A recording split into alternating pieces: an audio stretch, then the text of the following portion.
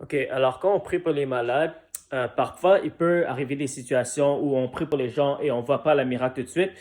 Qu'est-ce qu'on fait dans cette situation? C'est vraiment important de ne pas retirer ta foi. Parce que même si tu ne vois pas la manifestation tout de suite, ça ne veut pas dire que ça n'a pas fonctionné.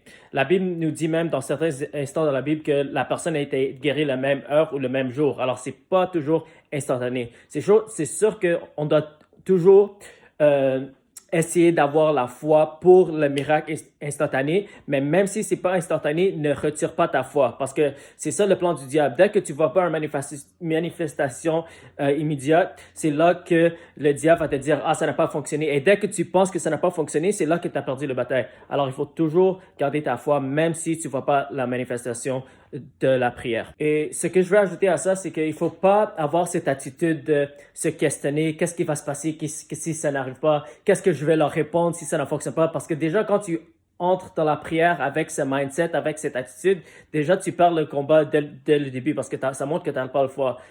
Mais au contraire, il faut entrer dans ces situations avec une attitude de foi, une attitude d'assurance que ça va fonctionner. Alors tu approches la personne, regarde, Dieu va te guérir maintenant, alors sois guéri au nom de Jésus. Il faut avoir cette attitude de foi. OK? Il ne faut pas entrer dans la prière avec une attitude de doute parce que sinon, c'est sûr que ça ne va pas fonctionner.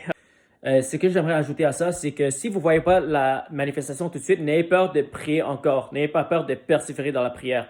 Euh, et quand je parle de la prière, je parle de vraiment prendre autorité parce que Jésus nous a jamais dit de prier pour les malades, il nous a dit de guérir les malades. Et tous les exemples dans la Bible de guérison, c'était toujours des commandements, des commandements pour être guéri.